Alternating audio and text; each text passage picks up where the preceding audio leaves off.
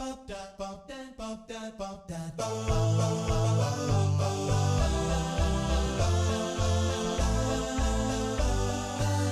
pitch by Iska Sak. Hi there and welcome to Speech Pitch. I'm Spyretta Leivaditi and today I have with me Signe Gram Sand from Aarhus Universitet and who is actually the winner of Young Female Researchers in Speech Workshop Best Poster Award. Hi Signe. Hi, how are you? Good. So Signe, would you like to introduce yourself to our audience? Yes, I would like that. My name is Signe Gram Sand, as you said, I'm from Denmark, so it's a bit of a tough name to pronounce. I study at Aarhus Universitet, where I'm doing my master's in biomedical engineering. And then I just came back from spending half the year in the States at the company called Modality, where I was working as an intern. So yeah, that's kind of a little bit about me. Wow, impressive. And what brought you here in Interspeech 2025? Well, that was actually the internship that I did at Modality. My supervisor, Vikram, had recommended that I applied for the Young Female Researchers in Speak workshop.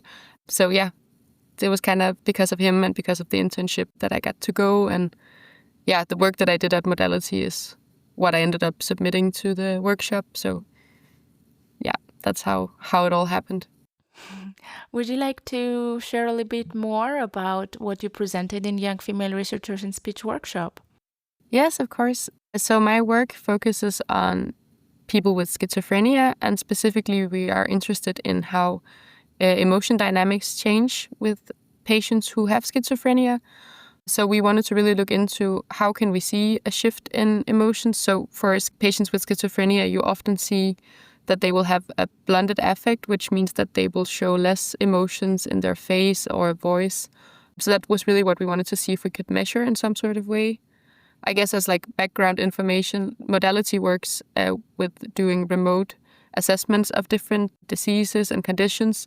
So the data I had available were video interviews with patients and control subjects, and then I extracted voice features and facial emotion features, and also I looked at the text, so the words that the subjects were saying, and looked at emotion in the text as well. And that was like the three different inputs I used to then do classification. Yeah, so we really just kind of wanted to look into if we were able to measure change in emotion between control and patients with schizophrenia, which we were, and we were actually able to do a fairly decent classification based on it. So that's the work.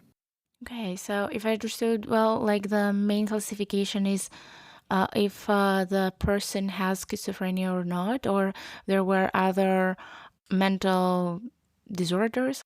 Well, yeah, we've only been working with schizophrenia. I think in the future we would love to look at other disorders or other conditions, because there are different situations where your emotional production might change. For instance, we've also looked at children with autism who also often experience, I guess, a change compared to neurotypical children with the way that they both show emotion and understand and read other people's emotions.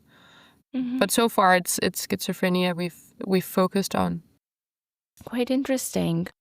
Was there something that caught your eye while you were doing your research?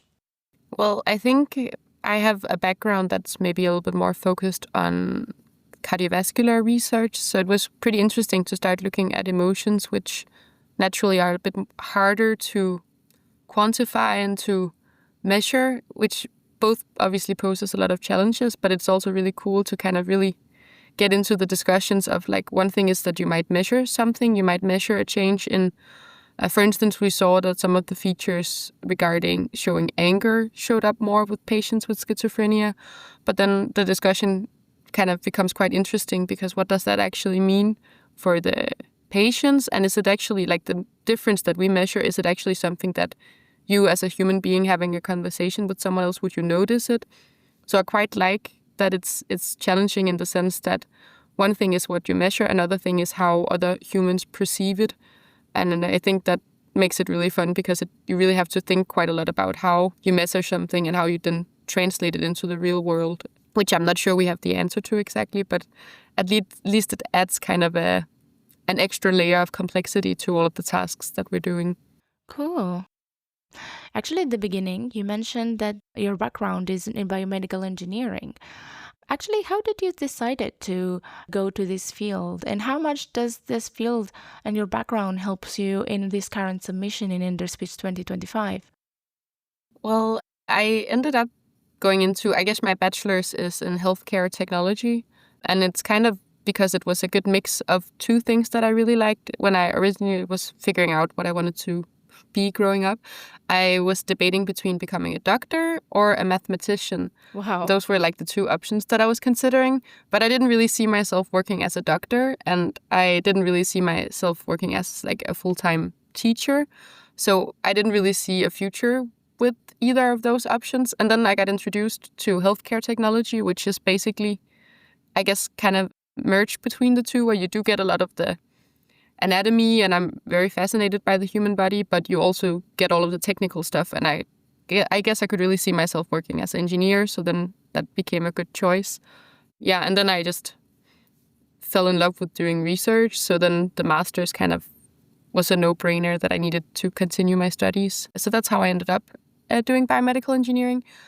And I think in regards to Interspeech, obviously, I feel like I have a fairly strong technical background, which is great, but I can also tell that like all of the linguistic stuff and like obviously speech is a very wide field, and there's definitely aspects of it where I feel like I don't really know anything, but it's a really cool way, like going to Interspeech, to kind of browse around and experience all of the different aspects of speech, science, and technology, because there's quite a lot of things that I didn't even realize were part of speech science and technology. So, yeah. Yeah. No, it's quite interesting because, I'm also working kind of in the medical field too. In the company that I work, Unicorn Labs, we try to detect Alzheimer's disease via speech. And I have seen multiple papers and works out there about how many data and information speech brings to the table and could help people, get diagnosed early. Yeah, it's quite an abundant data source in many ways. I guess, yeah, especially when you're in the medical field, a lot of the measurements that we normally do are either quite challenging, or they can be a little bit harmful for the patient if you're doing any like CTs or PET or anything. So yes, it's really cool that speech is just something that we already do, and that obviously it isn't harming in any sort of way. It's kind of a very natural way of producing a signal. So it's really cool that you're actually able to measure all of these different things and tell something about people's health based on their voice. Yeah.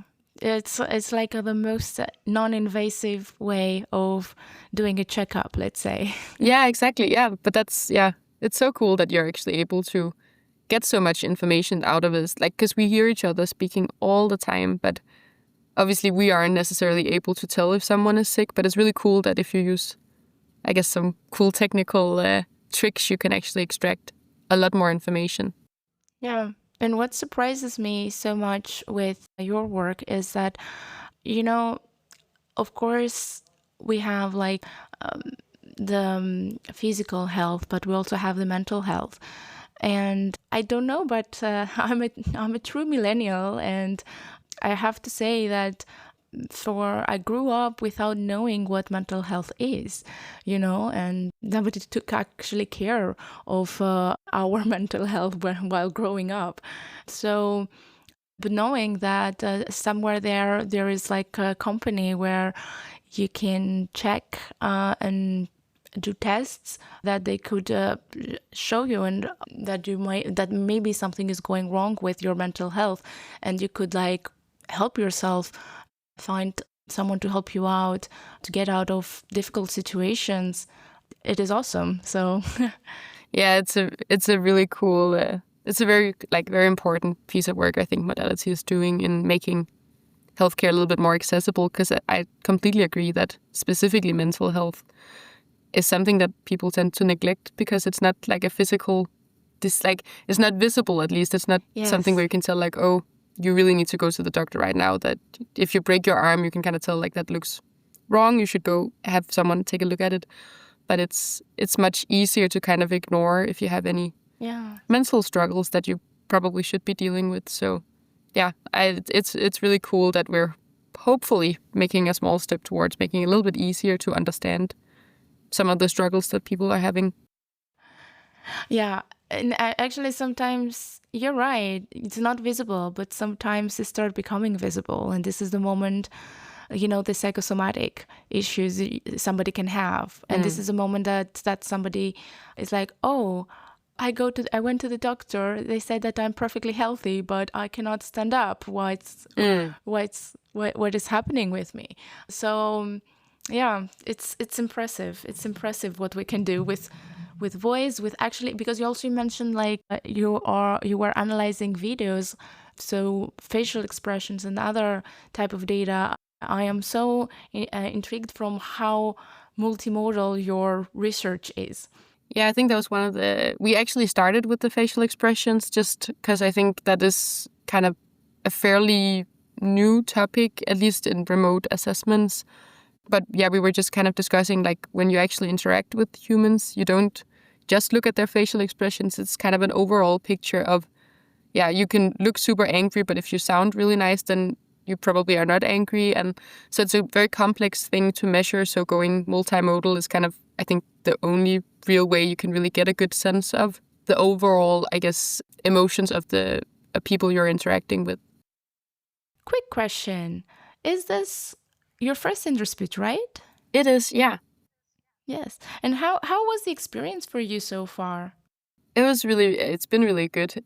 A little bit overwhelming. Obviously, the program is completely packed with so much cool research and there's so many cool people. And yeah, so it's a bit overwhelming, but it's been very inspiring. And I feel like it has inspired me a lot. And like, even though I might not be working with speech in the future, who knows? But like a lot of the different methods and approaches are still really, really interesting from a wider perspective as well. So it's been great.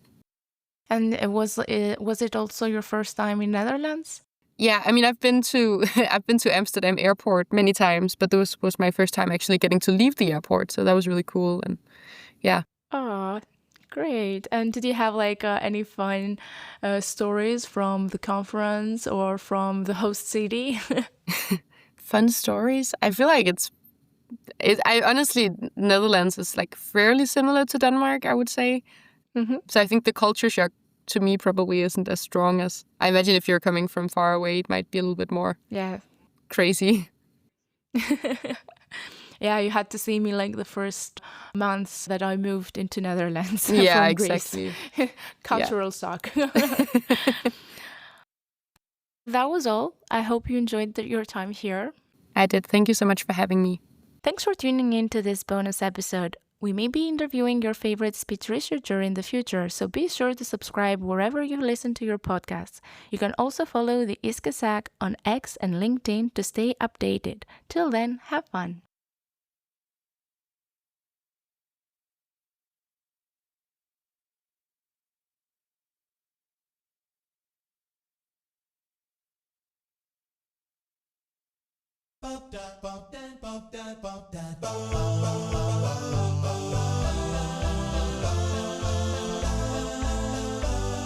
Speech pitch by ISKA SAC.